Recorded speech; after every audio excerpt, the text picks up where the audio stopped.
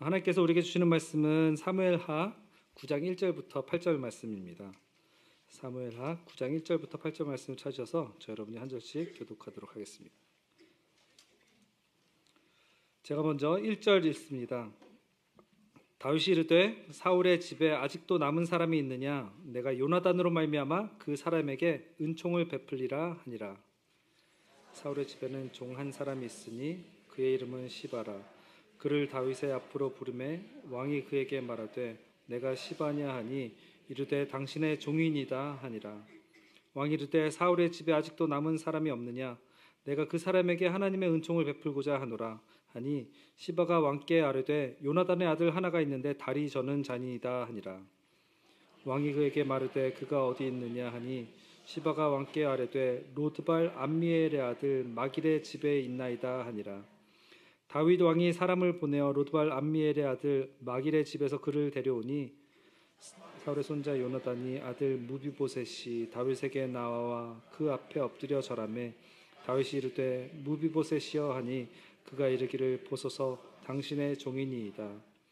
다윗이 그에게 이르되 무서워하지 말라. 내가 반드시 내 아버지 요나단으로 말미암아 내게 은총을 베풀리라. 내가 내 할아버지 사울의 모든 밭을 다 내게 도로 주겠고 또 너는 항상 내 상에서 떡을 먹을지니라 하니 그가 절하여 이르되 이 종이 무엇이기에 왕께서 죽은 개 같은 나를 돌아보시나이까 하니라. 아멘.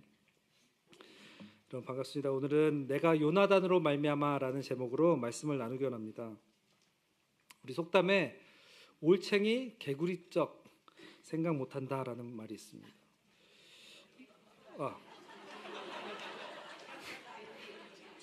개구리 올챙이쩍 생각 못한다. 어떻게 이렇게 완전 바꿨죠? 개구리 올챙이쩍 생각 못한다라는 말이 있습니다. 조금 출세하거나 형편이 나아지면은 예전에 자기가 고생하던 비참하고 초라했던 시절을 새까맣게 잊어버리고 그리고 거드름을 피우는 사람들을 향해서 던지는 날카로운 그런 속담입니다. 한자로도 물고기를 잡고 나면은 그 물고기를 잡게 도와주었던 그물을 잊어버린다는 뜻의 득어망전이라는 사자성어가 있습니다. 인간의 가장 고질적인 이 질병이 무엇인지 아십니까? 바로 이 과거에 대한 망각입니다. 내가 원래 어떤 처지였는지, 내가 얼마나 비참한 바닥에 있었는지를 잊어버리는 순간 인간의 마음에는 이 은혜에 대한 감사가 순식간에 사라집니다. 그리고 그 자리에 내가 잘나서 여기까지 왔지, 내가 했지, 그런 교만이 싹 틉니다. 그리고 왜 나를 이것밖에 대우해 주지 않느냐 라는 원망, 불평이 가득 차게 됩니다. 그래서 우리는 기억해야 합니다. 예전에 자기의 처지를 기억하지 못하는 사람은 절대로 현재의 삶에 감사할 수 없는 것입니다. 할렐루야. 그래서 예전에 자기의 처지를 기억하지 못하는 사람, 그런 사람은 현재의 삶에 감사할 수 없어요.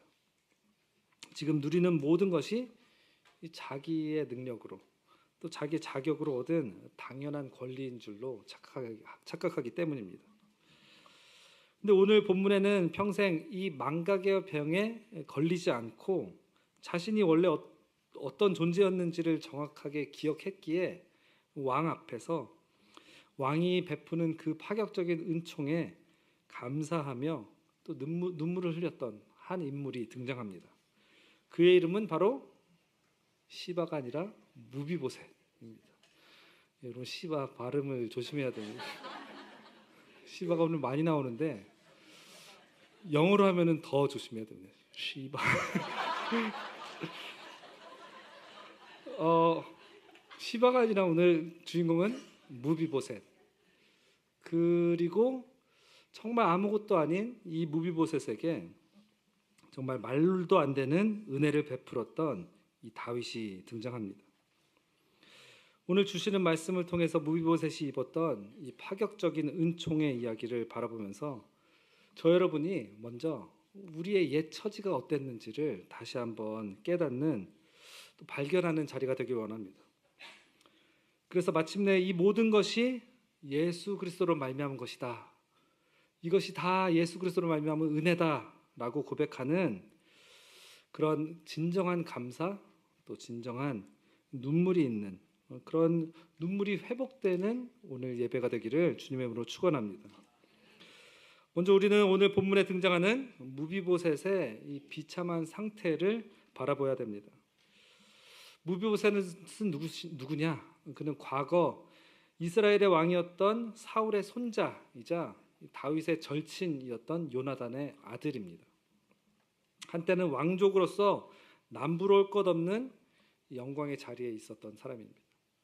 사울이 왕이 되고 그 다음에 요나단이 왕이 되었다면 무비보셋이 그 뒤를 이어서 왕이 될 만한 인물이었던 것이에요. 그런데 반전이 있죠. 그의 인생은 하루아침에 왕족에서 그냥 나락으로 떨어졌습니다. 할아버지 사울 그리고 아버지 요나단이 이 블레셋과의 전쟁에서 한날 한시에 전사하자 이 사울 왕조는 완전히 몰락해 버린 것입니다.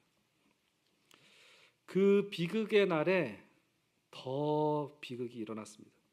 무비보셋의 인생을 영원히 바꿔버린 또 하나의 사건이 일어났는데 그것이 사무엘하 4장 4절에 기록되어 있습니다. 사울의 아들 요나단에게 다리 저는 아들 하나가 있었으니 이름은 무비보셋이라. 전에 사울과 요나단이 죽은 소식이 이스라엘에서 올 때에 그의 나이가 5살이었는데 그 유모가 안고 도망할 때 급히 도망하다가 아이가 떨어져 절개되었더라.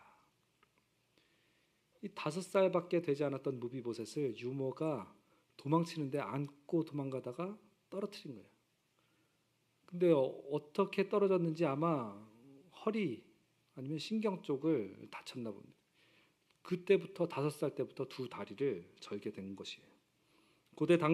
당시 고대 사회에서는 두 발을 다 절개되었다라는 것은 스스로의 힘으로는 생계를 유지할 수도 없고 그리고 나라를 위해서 군인으로 싸울 수도 없고 사회적으로는 완전히 매장된 이 무능력자가 되었음을 의미하는 것입니다. 두 다리를 전다라는 것은 무능력자다. 생계를 이어갈 수도 없고 아무것도 할 수 없는 그런 상태인 것입니다. 또 이때 당시에는 정권이 바뀌면은 전임 왕조의 후손들을 찾아내어서 몰살하던 시대였습니다. 두 발을 절어 도망칠 수도 없는 무비보셋이 택할 수 있는 길은 단 하나, 아무도 찾지 않는, 아무도 찾아오지 않는 곳으로 숨어드는 것뿐이었습니다. 그래서 그가 찾아간 곳이 오늘 나오는 이 로드발입니다. 로드발. 본문 4절 말씀 보시면은 그가 로드발 암미엘의 아들 마길의 집에 있었다라고 이야기합니다. 4절 보시면 왕이 그에게 말하되 그가 어디 있느냐 하니 시바가 시바가 왕께 아뢰되 로드발 암미엘의 아들 마길의 집에 있나이다 하니라. 그가 숨어 살던 곳은 로드발이라는 동네였습니다. 로드발. 이 히브리어로 로드발이라는 단어는 두 단어가 합쳐진 의미심장한 단어입니다. 로라는 히브리어 단어는 아니다, no, 없다라는 뜻입니다. 로는 없다, 아니다라는 뜻이고요. 드발이라는 것은 풀 또는 목초지를 뜻하는 다바르에서 온 단어입니다. 그래서 로드발이라는 뜻은 없다, 풀이 없고 목초지가 없다, 아무것도 없다라는 뜻입니다. 이 풀 목초지를 뜻하는 다바르가 또 동일한 어원이 똑같은 단어가 있는데 그것은 바로 하나님의 말씀을 뜻하는 말씀입니다. 다바르. 그래서 로드발 그러면은 이 문자 그대로 풀이 없는 곳, 목초지가 없는 곳, 더 나아가서는 하나님의 말씀이 없는 곳으로 이 뜻이 풀이가 됩니다. 그가 이런 곳에 있었던 것이에요. 로드발. 양들이 먹을 풀 한 폭이 나지 않는 메마른 황무지. 그 어떤 소망의 말씀도 없는 거칠고 삭막한 광야와 같은 곳. 그것이 바로 로드발이었다라는 것이에요. 이런 곳에서 무비보셋은 숨어 있었던 것입니다. 자기 명의로 된 집 한 칸 없이 이 메마른 광야의 구석에 이 빌붙어서 언제 죽을지 모르는, 다윗에게 발각되면 언제 죽을지 모르는 그런 두려움 속에서 또 두 다리를 저는 정말 무능력, 상태에서 정말 죽지 못해 살아가고 있었던 것이에요. 그런데 어느 날 평생 이 숨어서 어둠 속에서 살아오던 무비보셋의 인생에 생각지도 못한 거대한 일이 일어납니다. 바로 다윗 왕이 보낸 전령들과 군사들이 이 로드발까지 아무도 찾아오지 않는 아무것도 없는 이곳까지 이 무비보셋을 찾아온 것이에요. 무비보셋을 찾아낸 것입니다. 무비보셋은 왕궁으로 끌려가며 이제 드디어 올 게 왔구나. 내 인생은 이제 끝이구나. 마침내 죽는 날이 왔구나라며 온몸을 떨었을 것입니다. 마침내 다윗 왕 앞에 서게 된 무비보셋은 어떻게 합니까? 자리에 엎드려 얼굴을 땅에 대고 다윗 왕 앞에 절합니다. 두려워서 이제 죽은 목숨에서 다윗 왕 앞에 엎드려 절합니다. 그때 다윗 왕이 건넨 첫 마디가 7절 상반부에 기록되어 있습니다. 다윗이 그에게 이르되 무서워하지 말라. 내가 반드시 내 아버지 요나단으로 말미암아 내게 은총을 베풀리라. 죽을까 봐 벌벌 떨고 두려워하고 있는 이 무비보셋에게 다윗이 이야기합니다. 두려워하지 말라. 내가 너의 아버지 요나단으로 말미암아 은총을 베풀겠다. 이 무비보셋을 향해서 심판의 칼을 휘두르는 대신에 파격적인 이야기를 하는 것입니다. 은총을 베풀겠다. 헤세드를 베풀겠다라고 이야기하는 것입니다. 그리고 그의 삶을 완벽하게 회복시켜 줍니다. 7절 하반절을 보시면 내가 내 할아버지 사울의 모든 밭을 다 내게 도로 주겠고 또 너는 항상 내 상에서 떡을 먹을지니라. 다윗은 사울 왕가가 누리던 그 많은 땅들을 다 무비보셋에게 돌려주겠다라고 이야기를 합니다. 통째로 무비보셋에게 주겠다 한 것이. 하루아침에 집 한 칸도 없이 빌부터 살던 무비보셋이 이스라엘에서 가장 부유한 자가 된 것입니다. 대지주가 된 것이. 그것으로 끝이 아닙니다. 다윗은 그를 날마다 왕의 식탁으로 초청하여 왕자 중 하나처럼 대우하겠다라고 그에게 이 엄청난 자비와 대우를 베풀어 준 것입니다. 이렇게 사울 왕가가 누리던 거대한 땅을 얻게 되고 갑자기 엄청난 부자가 되었고 또 아무것도 아닌 정말 무능력자인 이 무비보셋에게 왕자처럼 대우해서 왕의 식탁에 앉아서 저녁마다 같이 왕자들과 함께 밥을 먹는 대우를 받게 된 것이에요. 사랑하는 성도 여러분, 여기서 우리는 가장 중요한 질문을 하나 던져야 됩니다. 도대체 왜? 다윗은 왜 무비보셋에게 이런 파격적인 은총을 베풀었는가? 이런 정말 말도 안 되는 엄청난 은총, 은혜를 왜 베풀었는가? 라는 질문이 우리는 던져야 되는 것이에요.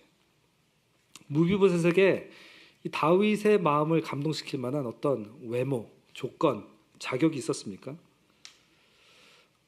다리는 절지만 외모가 너무 뛰어났을까요?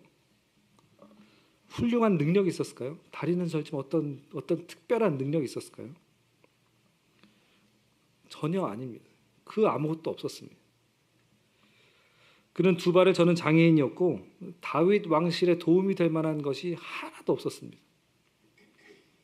그런 무능력자였어요. 심지어 정치적으로는 없애버려야 되는 대적의 그런 후손이었기 때문에 이 공의의 기준대로라고 하면 은총이 아니라 처형을 당해야 마땅한 그런 원수의 자식이었습니다. 그런데 다윗이 무비보셋에게 은총을 베푼 이 유일한 근거는 바로 이 무비보셋의 조건이 아니라 1절에 기록된 다윗의 고백에 있습니다. 무비보셋의 조건이 아닙니다. 이 1절 보시면 다윗이 이르되 사울의 집에 아직도 남은 사람이 있느냐? 내가 요나단으로 말미암아 그 사람에게 은총을 베풀리라 하니라. 오늘 말씀의 제목이 내가 요나단으로 말미암아인데요. 여러분, 이 다윗 왕이 무비보셋에게 은총을 베푼 유일한 단 한 가지 이유는 무엇인지 아십니까? 바로 이것입니다. 요나단으로 말미암아. 다윗이 은총을 베푼 이유는 오직 하나, 요나단으로 말미암아였던 것이에요. 과거 다윗이 사울 왕에게 쫓겨서 목숨이 위태로울 때 이 요나단은 다윗을 자기 생명처럼 사랑하며 하나님 앞에서 목숨을 건 이 언약을 다윗과 맺게 됩니다. 사무엘상 20장 14절 15절에서 요나단은 다윗에게 이렇게 부탁합니다. 너는 내가 사는 날 동안에 여호와의 인자하심을 내게 베풀어서 나를 죽지 않게 할 뿐 아니라 여호와께서 너 다윗의 대적들을 지면에서 다 끊어버리신 때에도 너는 내 인자함을 내 집에서 영원히 끊어버리지 말라 하고, 하나님의 인자하심을 기억해서 나를 죽지 않게 할 뿐 아니라 나의 후손들을 살려달라, 영원히 끊어버리지 말아달라라고 요나단이 다윗과 언약을 맺게 되는 것입니다. 근데 요나단은 어떻게 해요? 이미 죽고 세상에 없습니다. 이미 죽고 세상에 없었지만 다윗은 하나님 앞에서 이 요나단과 맺은 언약을 기억하고 있었어요. 그래서 다윗이 무비보셋에게 베푼 헤세드, 이 파격적인 은총은 무비보셋의 자격 때문이 아닙니다. 오직 요나단과 맺은 언약 때문에 일방적으로 부어진 은혜였던 것이에요. 이 무비보셋은 자신의 조건과 상관없이 오직 자기 아버지 요나단과 맺은 언약의 공로 덕분에 이 로드발의 절망에서 예루살렘의 그 영광의 자리로 옮겨지게 된 것입니다. 무엇 때문에? 이 요나단과 맺은 언약 때문에. 자기의 공로, 자기의 자격, 조건 아무런 상관이 없습니다. 요나단으로 말미암아 그 맺은 언약 때문에. 사랑하는 성도 여러분, 오늘 우리가 이 구약의 역사적 사건을 주목해야 하는 이유는 이 무비보셋의 이야기가 다름 아닌 저와 여러분의 이야기이기 때문입니다. 이 무비보셋의 이야기는 다름 아닌 저와 여러분의 영적 상태와 구원의 이야기와 직접적인 연관성이 있는 것입니다. 오늘 본문에 나오는 무비보셋의 비참한 삶은 죄로 인해서 전적으로 타락한 우리의 처지를 그대로 드러내고 있습니다. 성경은 인간의 상태에 대해 단 한마디로 정의합니다. 에베소 2장 1절에 그는 허물과 죄로 죽었던 너희를 살리셨도다. 우리의 인간의 상태는 어땠냐? 죄로 이미 죽었던 상태입니다. 이 죄로 인해서 조금 아프거나 연약해진 상태가 아니라 아예 이미 죽었던 상태라고 선언합니다. 이것이 바로 개혁주의 신학에서 이 말하는 이 전적 타락인 것입니다. 토로 디프레비리, 이미 죄로 죽었다라는 것이에요. 전적 타락이란 인간이 지을 수 있는 모든 죄를 다 지었다라는 것을 뜻하는 것이 아닙니다. 인간이 지을 수 있는 모든 죄를 다 지었기 때문에 전적 타락했다라는 뜻이 아니라 인간의 지성, 감정, 의지 그리고 영혼의 모든 부분이 죄로 인해서 완전히 오염되어서 스스로의 힘으로는 선을 행할 수도 없고 하나님을 알 수도 없고 하나님께로 단 한 걸음도 걸어 나갈 수 없는 완벽한 무능력의 상태에 빠져 있는 것을 의미하는 것입니다.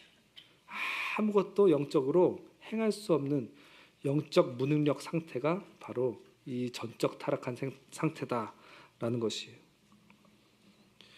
그래서 무비보셋이 우리와 어떤 연관성이 있느냐? 두 발을 모두 절어서 스스로는 왕궁으로 갈 수 있습니까? 없습니까? 한 걸음도 뛸 수 없습니다. 두 발을 모두 절어 스스로는 왕궁을 향해 단 한 걸음도 걸어갈 수 없었던 무비보셋의 이 마비된 다리가 실로 바로 저와 여러분의 이 영적 다리인 것입니다. 우리는 하나님을 스스로 사랑할 수도 없고 하나님을 스스로 찾을 수도 없고 하나님을 향해 걸어갈 힘조차 없는 철저한 무능력자, 영적 무능력자였습니다. 이것이 우리의 상태였던 것이 전적 타락한 상태. 성경은 이러한 우리의 영적 상태를 로마서 3장 10절에서 12절에 이렇게 이야기합니다. 한 목소리를 읽어보겠습니다. 기록된 바 의인은 없나니 하나도 없으며 깨닫는 자도 없고 하나님을 찾는 자도 없고 다 치우쳐 함께 무익하게 되고 선을 행하는 자는 없나니 하나도 없도다. 바로 이 말씀이 저와 여러분의 주소였습니다. 옛 주소. 깨닫는 자도 없고 하나님을 찾는 자도 없고 다 치우쳐서 선을 행하는 사람이 하나도 없는 상태.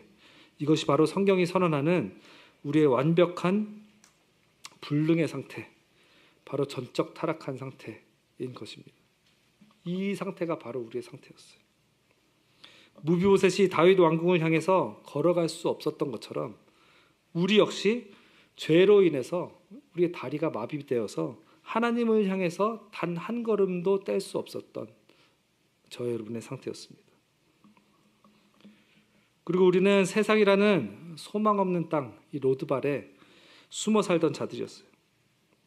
하나님의 말씀이 들리지 않는 이 세상 속에서 이 마길의 집, 권력과 명예라는 마길의 피난처에 빌붙어 살던 저와 여러분들이었습니다. 그래서 나를 지켜줄 것이라고 세상을 믿고 권력을 믿고 돈을 믿으며 눈치를 보면서 살아가던 영적으로 파산한, 영적으로 무능력한 그런 자들이었어요. 그것이 바로 하나님의 은혜를 받기 전에 저 여러분의 감추어진 자화상이었습니다.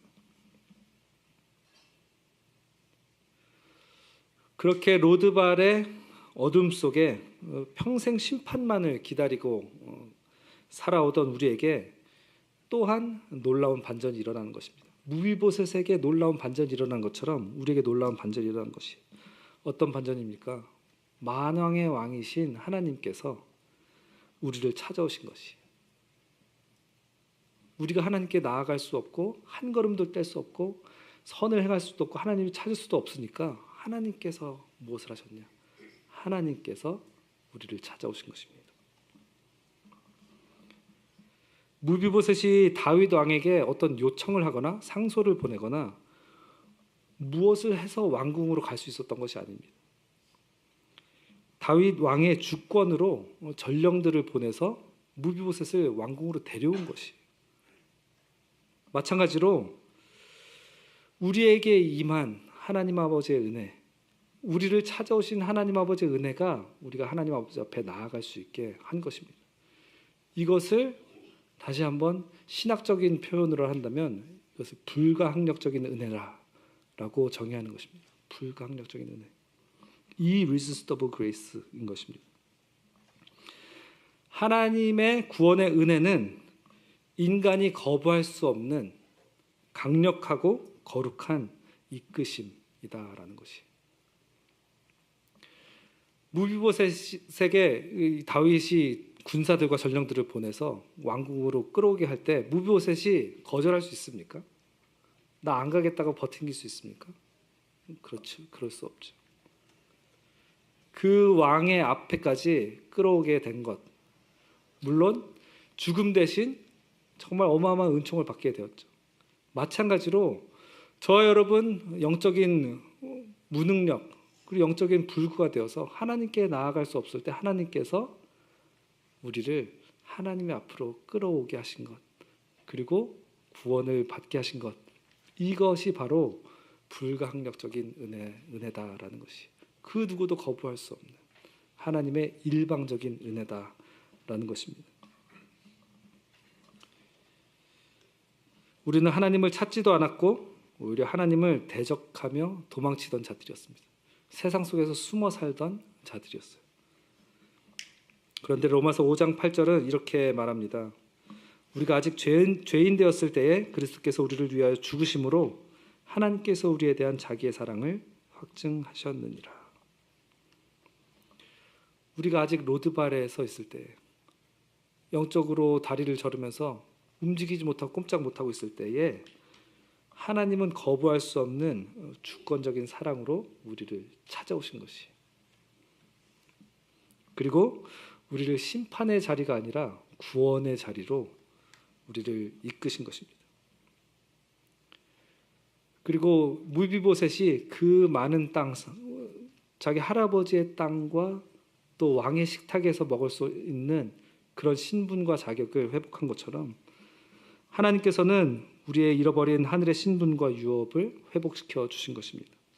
그리고 우리를 하나님의 존귀한 자녀 삼아 주셔서 하나님 아버지의 식탁에 함께 앉아서 하나님과 대면하며 식사할 수 있는, 교제할 수 있는 그런 신분과 자격을 주신 것이, 회복시켜 주신 것이, 이것이 바로 하나님의 전적이고 불가항력적인 은혜다라는 것이.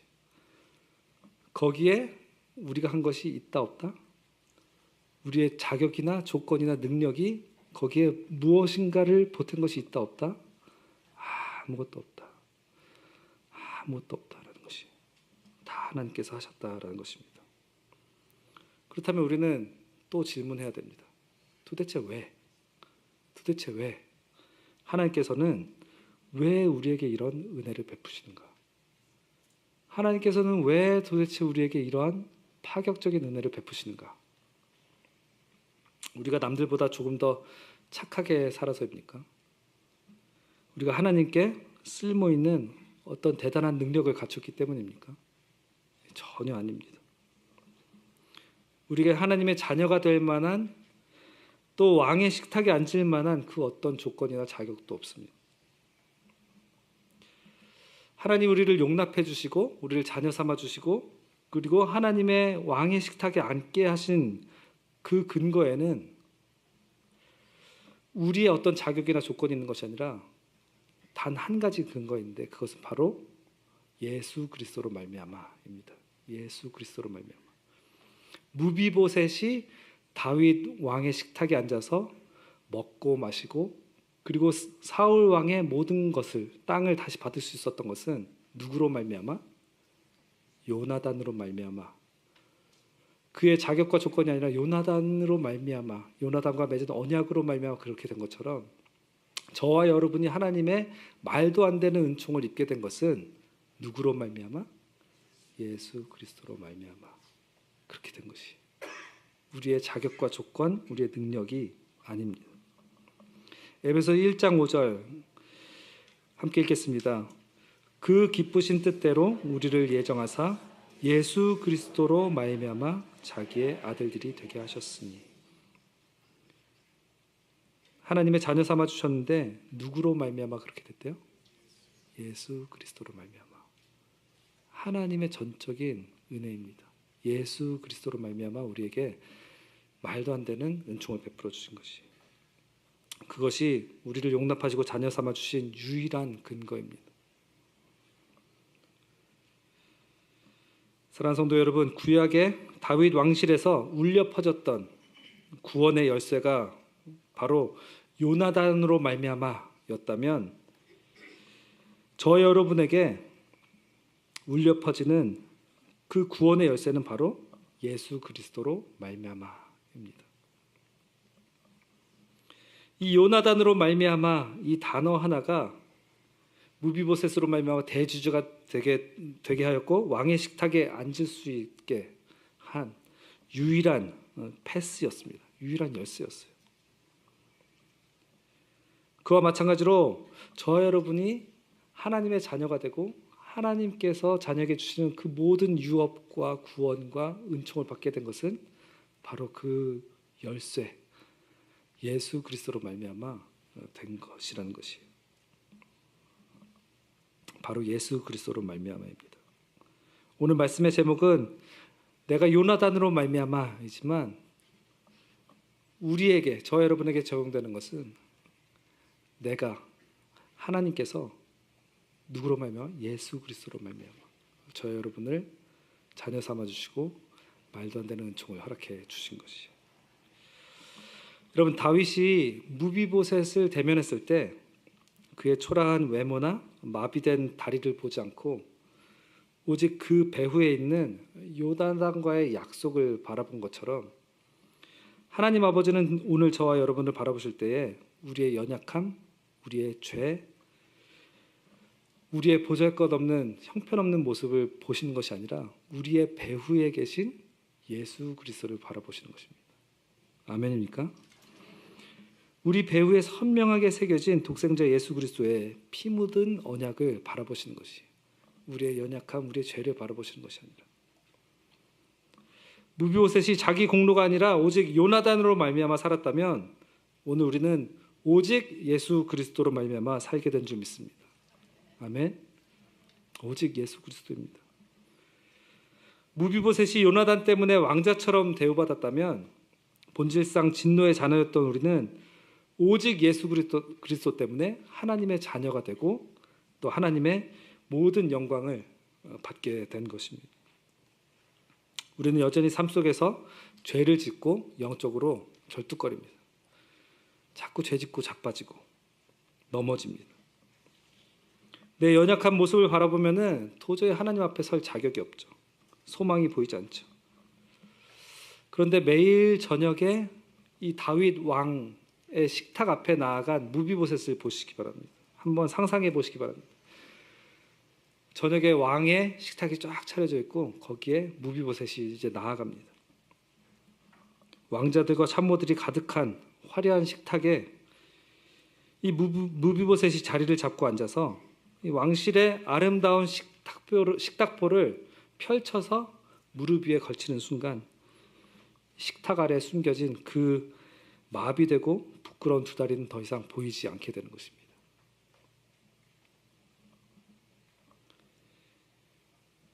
마찬가지로 우리가 하나님 앞에 나아갈 때 예수 그리스도로 말미암아 우리의 죄성, 우리의 연약함, 우리의 자꾸 자빠지는 그 모습들은 다 예수 그리스도의 보혈의 피로 덮어지고 오직 예수 그리스도의 의로움이 우리에게 보여지는 것입니다.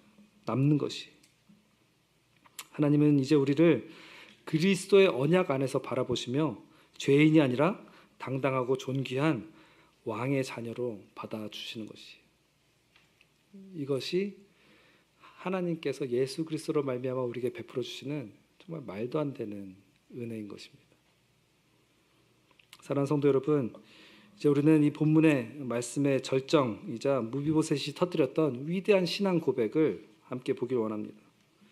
다윗 왕의 압도적인 은총을 마주한 무비보셋, 말도 안 되는 은혜를 죽어야 마땅한데 죽지 않고 정말 엄청난 은혜를 받게 된 무비보셋이 이런 고백을 합니다. 8절 함께 읽어보겠습니다. 그가 절하여 이르되 이 종이 무엇이기에 왕께서 죽은 개 같은 나를 돌아보시나이까 하니라. 오늘 막 시바도 나오고 개도 나오고 개 같은 죽은 개 같은 나도 나오고. 여러분, 이 고백은 왕 앞에서 격식을 차린 겸손의 말이 아닙니다. 왕 앞에서 격식을 차려서 멋있게 한 말이 아니에요. 이 말은 자기 자신을 너무나 잘 알고 있고 자기 자신의 비참한 처지를 너무나 잘 깨닫고 있는 무비보셋이 받은 은혜에 너무나 감사하고 감격하고 말로 다 할 수 없어서 터져나온 감격의 고백인 것입니다. 이 종이 누구이기에 왕께서 죽은 개와 같은 나를 돌아보시나이까. 내가 무엇이간데 죽은 개와 같은 나를 돌아보시나이까. 여기서 무비보셋이 말한 죽은 개는 이 당시 유대 사회에서 인간이 쓸 수 있는 가장 극단적인 모욕의 표현이었습니다. 오늘날과는 다르죠. 오늘날 우리에게 이 개는 가족처럼 사랑받는 반려견. 하지만 성경 시대에는 달랐습니다. 당시 시대의 개는 온갖 오물을 먹고 다니고 이 멸시와 혐오의 대상이었던 것입니다.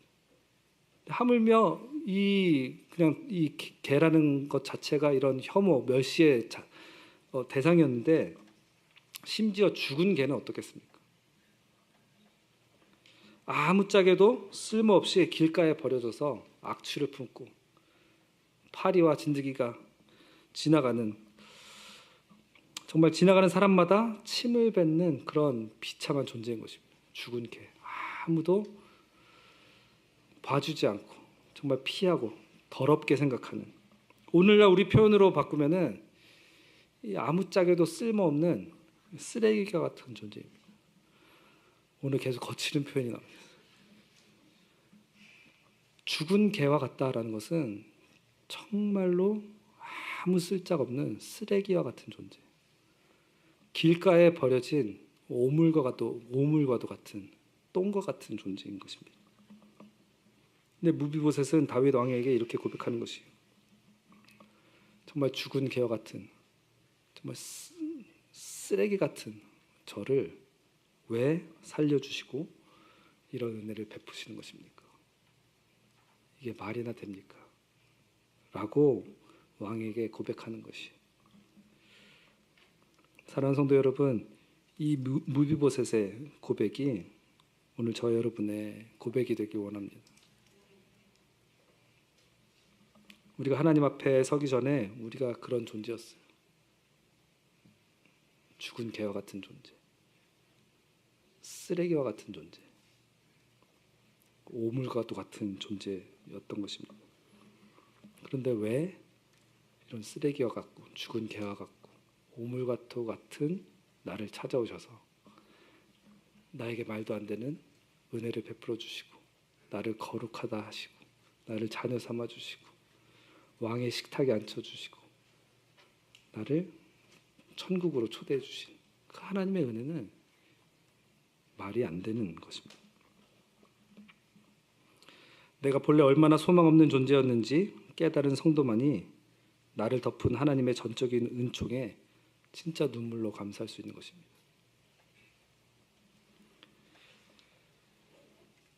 나의 비참했던 옛 처지를 명확히 깨닫고 그것을 덮어버린 하나님의 정말 파격적인 은총을 발견한 성도는 더 이상 다른 것 어떤 것 구하지 않습니다. 세상의 결핍, 또 세상에서 살아가는데 부족한 것 가지고 불평하거나 원망하지 않습니다. 왜? 살려주신 것만으로 감사합니다. 쓰레기와 같고 죽은 개와 같은 나를 찾아와 주시고 자녀 삼아 주신 것만으로 감사합니다. 다른 것 어떤 것 구하지 않습니다.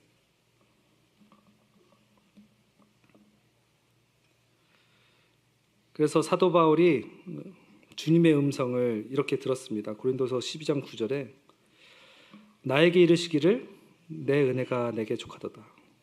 하나님이 바울에게 이르시기를 내 은혜가 내게 족하도다. 이는 내 능력이 약한 데서 온전하여짐이라 하신지라. 하나님 아버지의 은혜는 충분합니다. 충분합니다. 우리가 더 하나님의 은혜를 구할 것이 없어요. 우리가 더 하나님께 무엇을 구하거나 바랄 것이 없습니다. 왜?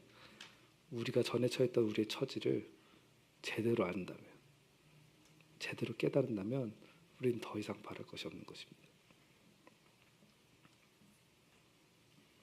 오늘 시간 우리를 얽매던 세상의 모든 결핍과 두려움의 로드발에서 떠나서 정말 하나님 아버지께서 베푸시는 그 은총 앞에 엎드려 우리가 이 고백을 드렸으면 좋겠습니다.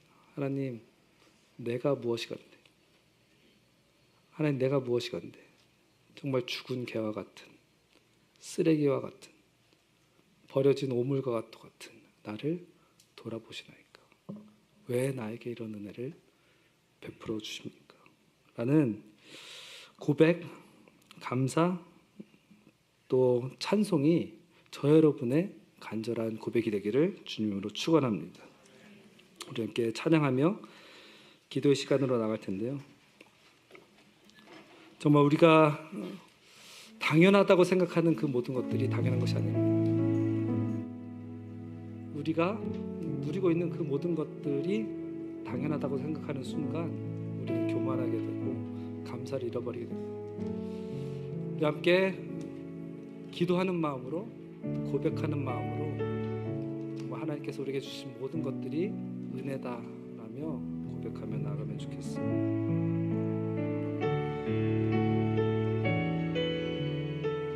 내가 누렸던 모든 것들이, 내가 누려왔던 모든 것들이, 내가 지나왔던 모든 시간이, 내가 걸어왔던 모든 순간이 당연한 것 아니라 은혜였소.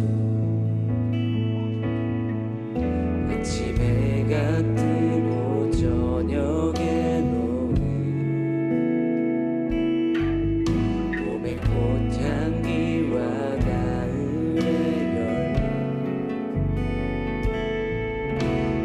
많은 계절의 모든 순간이 당연한 것 아니라 은혜였소. 모든 것이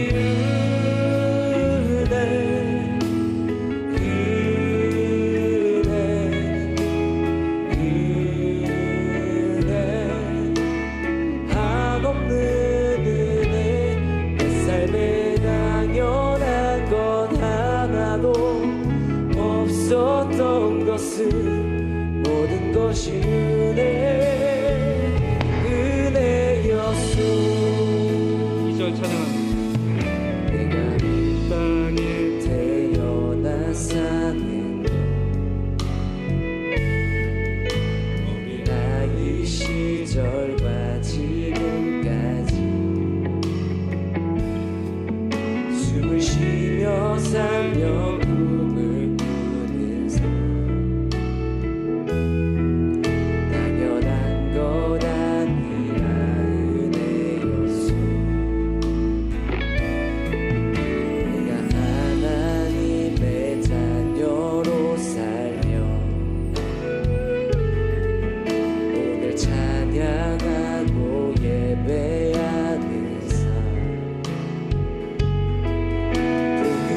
전할 수 있는 축복이 당연한 것 아닌가. 은혜였소. 모든 것이 은혜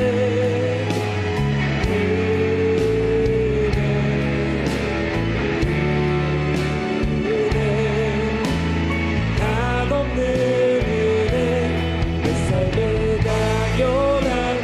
하나도 없었던 것은 모든 것이 은혜였소. 2절 다시 한번. 내가 이 땅에 태어나 사는 것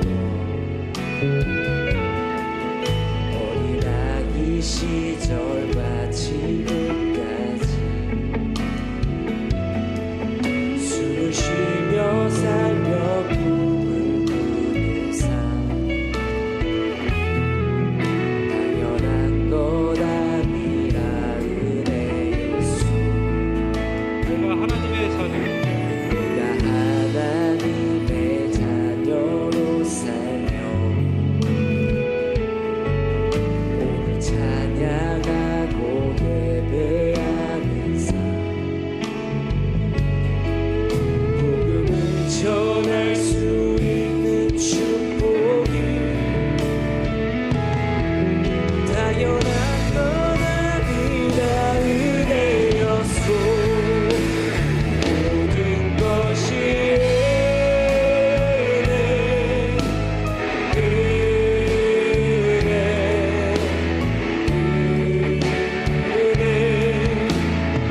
한없는 은혜. 내 삶에 당연한 것 하나도 없었던 것은 모든 것이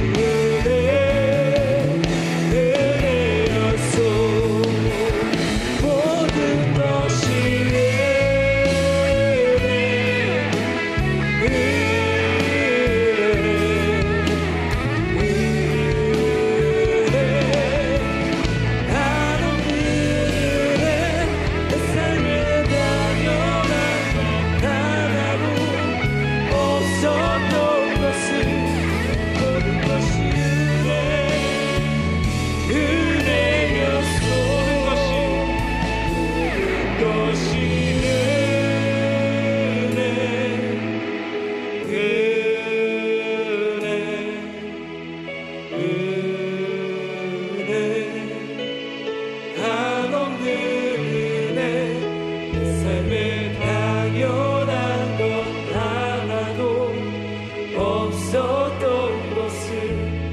모든 것이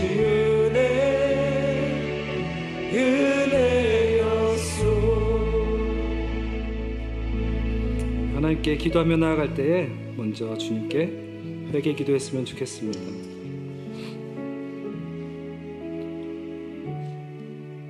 전적 타락하여 하나님을 찾을 수도 없고 선을 행할 수도 없고 주님께 한 발자국도 나아갈 수 없는 우리들을 주님께서 찾아와 주셨습니다. 우리를 자녀 삼아 주시고 예배자로 불러주시고 거룩한 주님의 자녀가 되게 하여 주셨습니다. 그런 하나님 아버지의 은혜를 우리가 입었음에도 불구하고 하나님께 감사하지 못하고 하나님 아버지의 은혜를 너무나 당연한 것으로 여기며 오히려 더 많은 것을 구하고 더 많은 은혜를 바라고 주시지 않으면 원망하고 불평하였던 우리의 삶을 회개했으면 좋겠습니다. 정말로 죽은 개와 같은 쓰레기와 같은 오물과 같던 우리들을 살려주셨음에도 불구하고 자녀 삼아주셨음에도 불구하고 우리는 여전히 주님께 감사하지 못하고 불평하고 불만하고 내 힘으로 지금까지 왔다 교만하며 하나님의 마음을 아프게 해드린 우리의 삶을 주님께 회개했으면 좋겠습니다. 우리 함께 기도하며 나가도록 하겠습니다.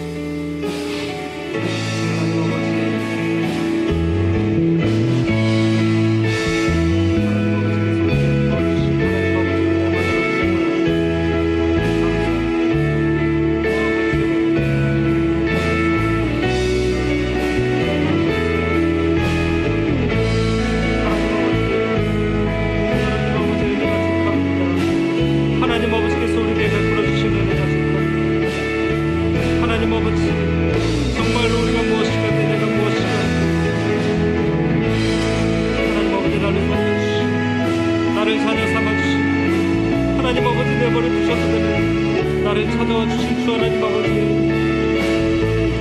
감사하지 못하고 하나님 아버지 감격하지 못하고 주 하나님 아버지 은혜에 만족하지 못하며 하나님 아버지 당연한 것을 여기며 살았던 나의 잘못을 하나님 아버지 앞에 회개합니다. 주 하나님 아버지 용서하여 주시옵소서.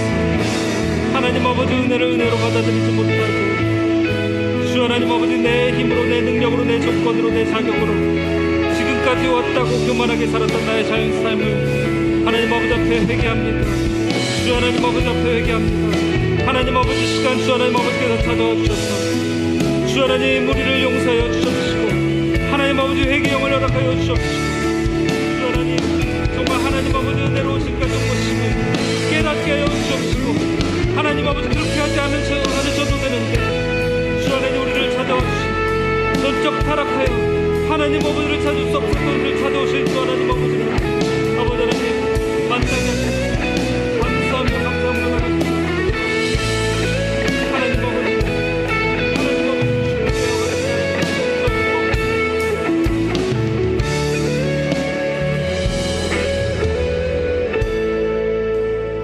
한 번 더 기도할 때에 우리 주님께 감사했으면 좋겠습니다. 그러지 않으셔도 되는데 그냥 내버려 두셔도 되는데 죽어도 마땅한데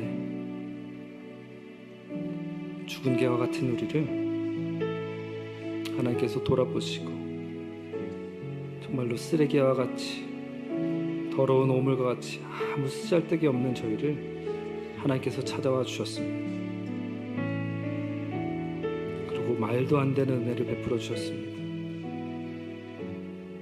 하나님의 거룩한 의의 옷을 입혀주시고 우리의 모든 죄를 다 사해 주시고 거룩한 자녀 삼아 주시고 영원한 생명을 허락하여 주신 주님,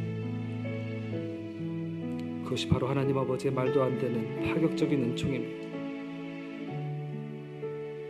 정말 우리가 다른 것 바라지 않습니다. 하나님께서 우리에게 이미 베풀어 주신 은혜가 너무나 족합니다. 그런데 그 은혜에 감사하지 못한 우리들을 다시 한번 되돌아보면 우리 안에 잃어버린 하나님에 대한 하나님의 은혜에 대한 감사를 회복했으면 좋겠습니다. 함께 기도하며 나아갈 때 하나님 감사합니다. 나를 찾아와 주셔서 감사합니다. 나를 구원하여 주셔서 감사합니다. 나를 자녀 삼아 주셔서 감사합니다. 함께 감사하며 주님께 기도로 나아가도록 하겠습니다.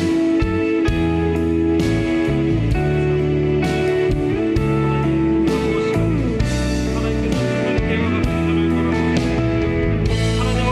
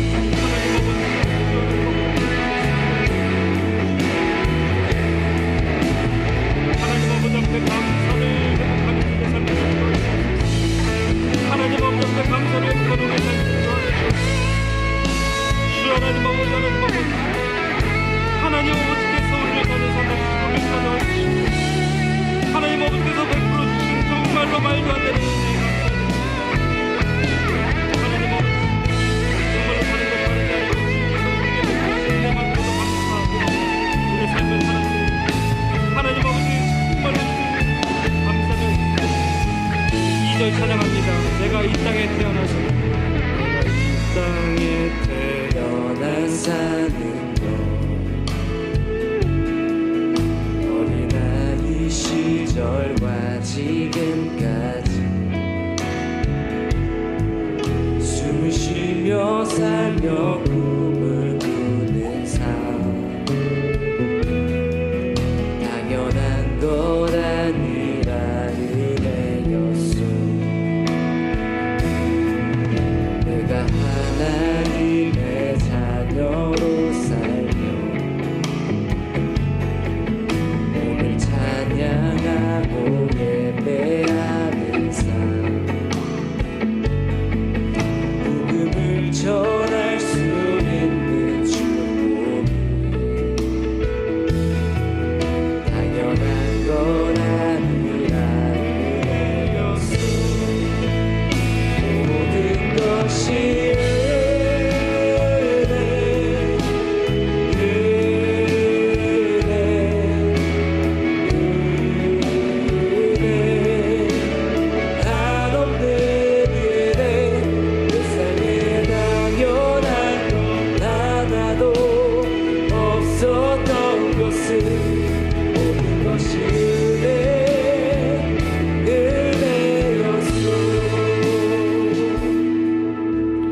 하나님 아버지 감사합니다. 주 하나님 아버지께서 우리에게 베풀어 주신 은혜만으로도 감사하고 그것만으로도 만족합니다.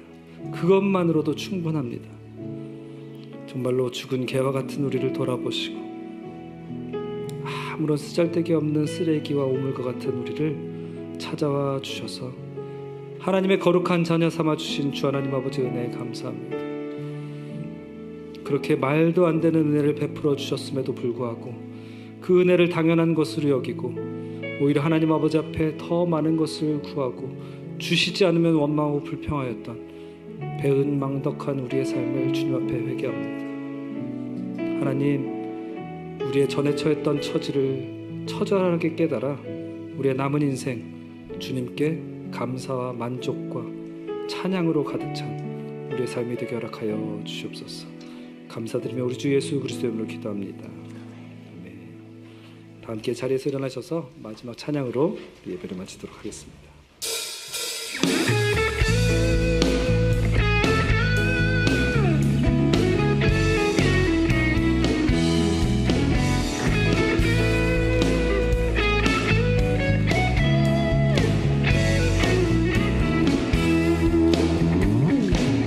여호와를 즐거이 불러 기쁨으로 주께 나가리. 여호와 하나님 한 주의 백성 이르시는 아니라. 여호와를 즐거이 불러 기쁨으로 주께 나가리. 여호와 하나님 한 주의 백성 이르시는 아니라. 감사함으로 주를 높이며 그 문에 들어가서 찬송함으로 그 이름을 송축할지어다. 여호와를 즐거이 불러 여호와를 즐거이 불러 기쁨으로 주께 나가리. 여호와 하나님 한 주의 백성 이르시는 양이라. 여호와를 즐거이 불러 기쁨으로 주께 나가리. 여호와 하나님 한 주의 백성 이르시는 양이라. 감사함으로 주를 높이며 그 문에 들어가서 찬송함으로 그 이름을 송축할지어다. 주의 선함과 인자하심이 영원하고 주의 성실하심이 대대에 미치리로다. 주의 선함과 인자하심이 영원하고